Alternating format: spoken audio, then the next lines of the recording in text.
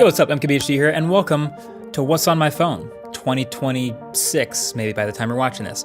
So, last time I did this, it's been a minute. A Samsung phone was my daily driver. Dark Sky was one of my favorite apps. That doesn't exist anymore, RIP. And, year to year, my phone setup doesn't change that much, but over the 5 years it's been since I last did this, well, there's some added change over time. So, this is my new daily setups. Now, a lot of you already know I've been a two-phone person for a long time now. So yes, 2 SIM cards, 2 lines, 2 phone numbers. And as long as I've had 2 phones, it's always been 1 Android phone and 1 iPhone. And a lot of people always ask me, and maybe don't even know, the main phone is the Android phone, and that's the phone number that people have, and that's the one I mainly use, and then the second one is the iPhone. And so the setup that I've been teetering on, that I almost settled on for a little bit, was gonna be OnePlus 15 and iPhone Air. And the reason for that is I get to test, obviously, a lot of phones during the course of the year. But in between testing phones, I will go back to a daily driver that I can sort of rely on. And so among all the stuff that I've tested this year, the phones that I've gone back to the most have been Galaxy S25 Ultra, then Pixel 10 Pro, and now this OnePlus 15. Now, if you watch my review of this phone, you already know how much I like most of the things about it. And it has great battery life, and it's awesome performance, and all that good stuff.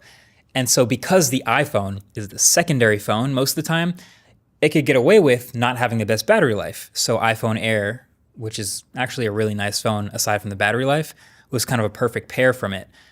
But unfortunately, the 2 phones that I was using at the same time, both having pretty subpar cameras to me was kind of the deal breaker. So I have actually mostly been sticking to the iPhone 17 Pro in orange and not the Max.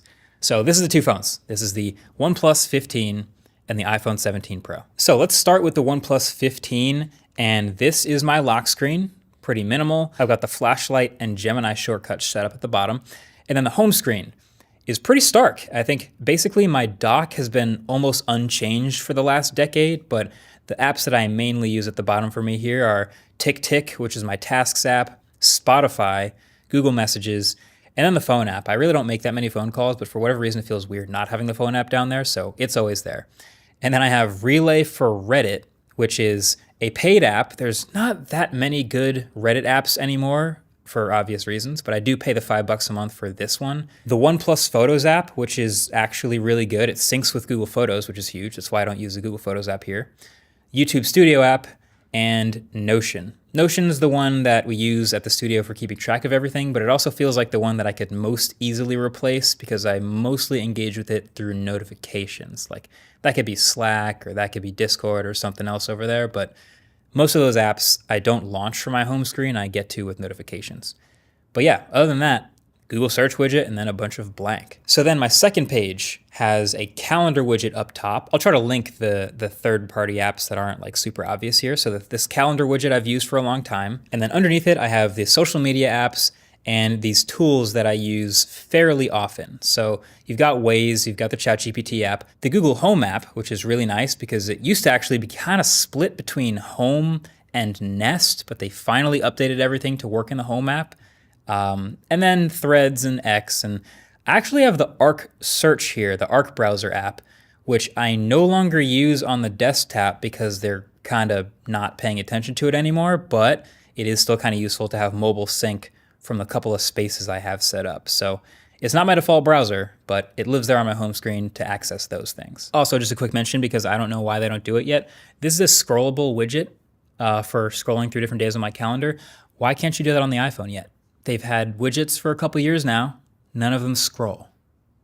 Let us scroll. Anyway, the last page, I basically just have a couple of random apps of the moment, things that I may be using, like United Airlines because I was just flying. I use the Raindrop.io app to save links, and I use that because the Pocket app also died this year. I used to use Pocket all the time for this, and there's a Pocket extension in Chrome and all this stuff, and now it's gone. So I use Raindrop.io for the exact same thing. And then Google Keep, because that's where it automatically adds stuff to your shopping list when you ask Google to add to my shopping list. It puts it in Keep for some reason, so that's why Keep's there. And Yahoo Fantasy, so I can get crushed in 2 different fantasy leagues at the same time. It's going great. Another couple apps I find useful. Blip is one that I found pretty recently. It's kind of like a nice cross-platform AirDrop and file sharing app, but it's actually more than just AirDrop because it can do it wherever your devices are. So I can blip something to someone across the country if they have an account.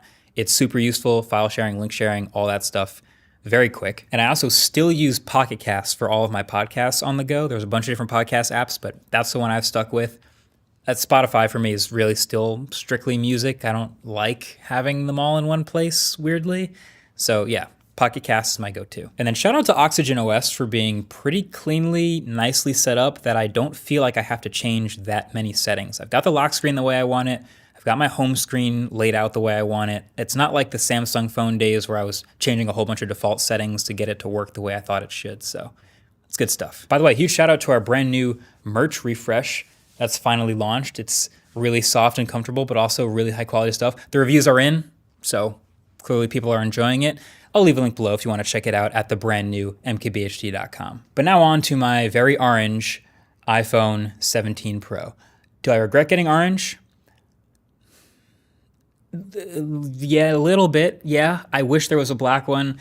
The thing about like these orange bezels showing around the front, it bothered me a little bit, but I've set up a kind of an orange wallpaper to try to just own the creamsicle thing. So anyway, this is my iPhone 17 Pro. I have also got Gemini on the lock screen because Siri is bad and I never want to use it.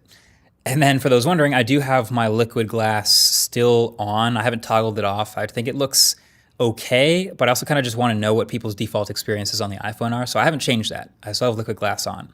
And then my action button, for those wondering, is to start a new task in my task app of choice, TickTick. So I basically live in the TickTick app. It's how I remember to do anything in life.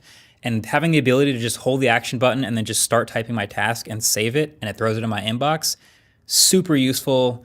I love that action button feature. And then on my home screen, I kind of just have all of the apps I use mostly just here, all reachable. It's kind of set up in a way that if I hold it in my right hand, everything's reachable. So you've got the photos, you've got Spotify, YouTube and YouTube Studio, and then Waze. Bottom right corner here is a habit tracker, TickTick. Copilot is a finance tracker app, and then Superhuman for email. Carrot over on the left is my new weather app of choice. So you guys might know, Dark Sky was one of the best weather apps of all time, maybe.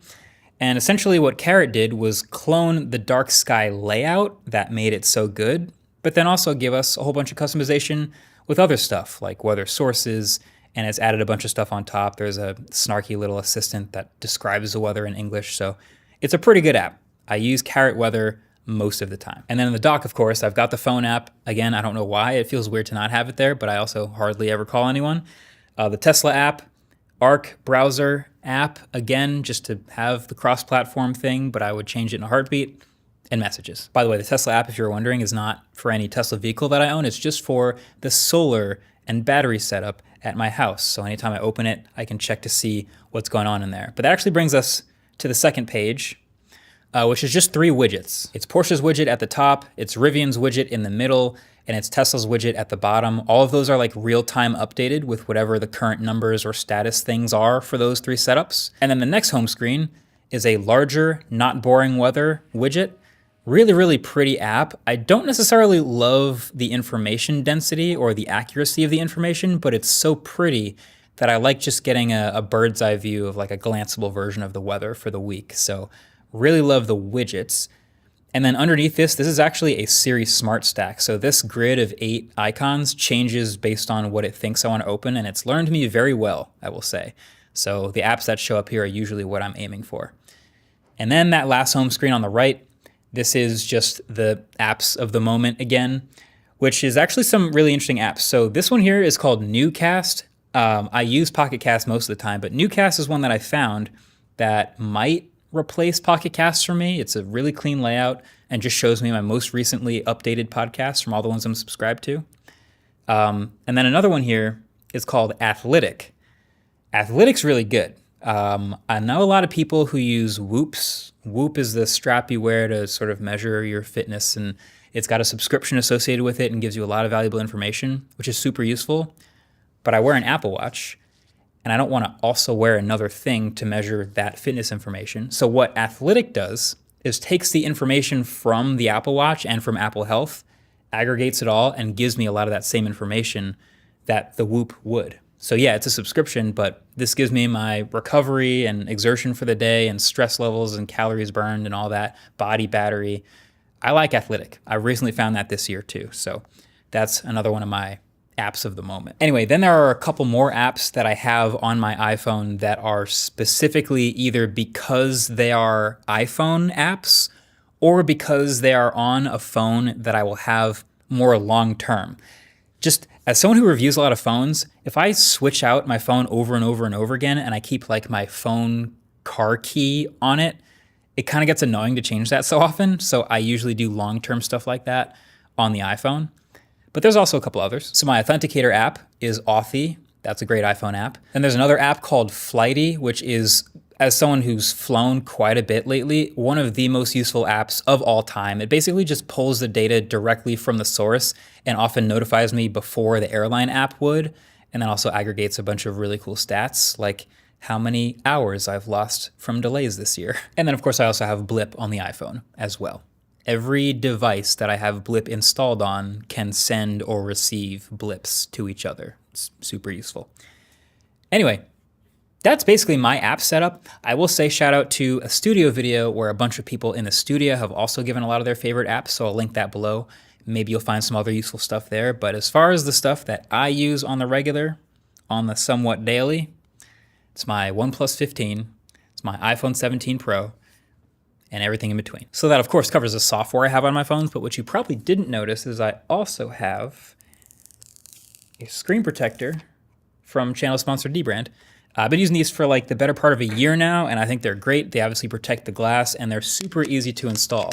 So if you want to pop one on, maybe it saved your phone from something and cracked and you want to replace it, you kind of just swipe down from the middle, it lines, squeeze the bubbles out, and you're good. So that's what I've been doing. Now you already know what time of year it is, and thanks to Dbrand's Black Friday sale, you can grab a Prism and save 40% when you bundle it with a grip case, 40% when you bundle it with a ghost case, or 25% if you pair it with their all-new super rugged tank case. They've got other legit deals going on right now too. You can save $45 on a kill switch kit, 50% off dark plates, and get this, every order comes with a free set of these ridiculously over-the-top Dbrand custom playing cards, which is pretty crazy. I've been plugging Dbrand stuff for the better part of a decade now, but if you've ever been on the fence about checking out any of this stuff, now would be the time with these crazy discounts. So links will be below. Check it out if you want. Thanks for watching. Catch you guys in the next one. Peace.